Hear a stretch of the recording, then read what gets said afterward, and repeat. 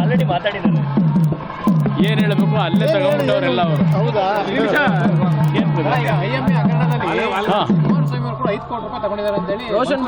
ಯಾರು ಹೇಳಿರೋದು?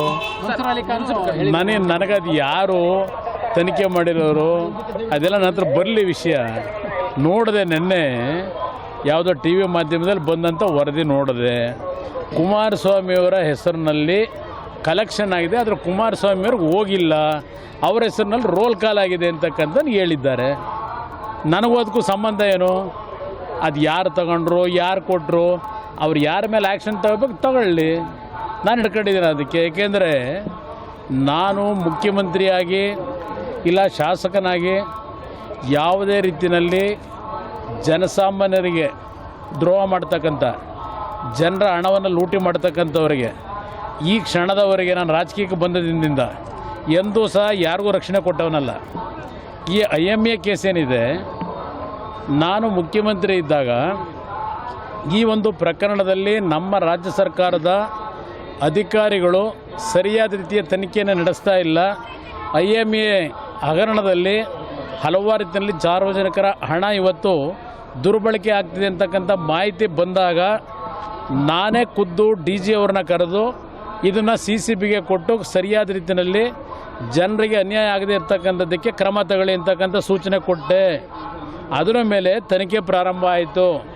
ಆ ತನಿಖೆಗೆ CCB ಅವರು ಕರೆದ ತಕ್ಷಣವೇ ಆ ವ್ಯಕ್ತಿ ದುಬೈಗೆ ಹೋದಂಥದ್ದು. ಆ ವ್ಯಕ್ತಿ ಎಲ್ಲಿದ್ದಾನೆ ಅಂತ ಟ್ರೇಸ್ ಔಟ್ ಮಾಡಿದ್ದು ಕುಮಾರಸ್ವಾಮಿ ಸರ್ಕಾರದಲ್ಲೇ.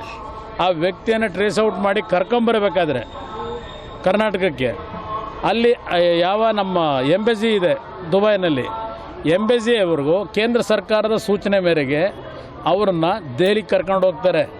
ದೆಹಲಿಯಲ್ಲಿ ಫ್ಲೈಟ್ ಲ್ಯಾಂಡ್ ಆಗ್ತಿದ್ದಾಗೇ ಅಲ್ಲಿ ED ಅಧಿಕಾರಿಗಳು ಬಂದು ಆ ವ್ಯಕ್ತಿಯನ್ನು ಅರೆಸ್ಟ್ ಮಾಡಿ ಕರ್ಕೊಂಡು ಹೋಗ್ತಾರೆ. ಅಲ್ಲಿಂದ ಪ್ರಾರಂಭ ಆಗಿದೆ ಇದು ಎಲ್ಲೆಲ್ಲಿಗೆ ಹೋಗುತ್ತೆ ನೋಡೋಣಂತೆ. ಇಲ್ಲಿ ನನ್ನ ಪಾತ್ರ ಏನೂ ಇಲ್ಲ.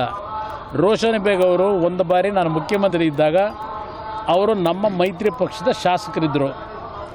ಸಂಜೆ 5-5:30 ಗಂಟೆಯಲ್ಲಿ ನಾನು ಕೃಷ್ಣ ಕಚೇರಿಯಲ್ಲಿ ಜನರನ್ನು ಭೇಟಿ ಮಾಡ್ತಾ ಇರ್ತಕ್ಕಂಥ ಸಂದರ್ಭದಲ್ಲಿ ಬಂದು ಇಫ್ತಿಯಾರ್ ಕೂಟಕ್ಕೆ 5 ನಿಮಿಷವಾದರೂ ನೀವು ಬಂದು ಹೋಗಲೇಬೇಕು ಅಂತೇಳಿ ಹಠ ಮಾಡಿ ಕೃಷ್ಣ ಕಚೇರಿಯಿಂದ ನನ್ನನ್ನು ಕರ್ಕೊಂಡು ಹೋದಂಥದ್ದೇನಿದೆ.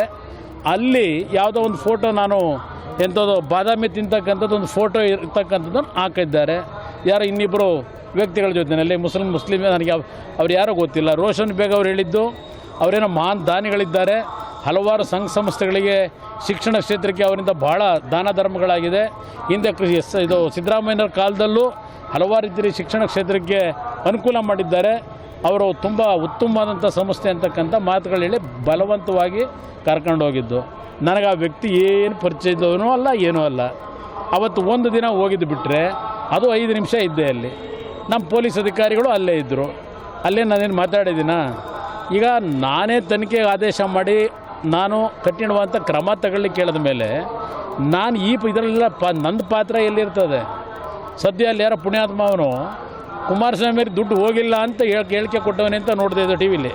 ಸದ್ಯ ಅಷ್ಟಕ್ಕಾದರೂ ತಂದು ನಿಲ್ಲಿಸೋರಲ್ಲ. ಕನಿಕಾ ಪರಮೇಶ್ವರಿ ತಾಯಿ ನಾನು ಕಾಪಾಡೋಳೆ.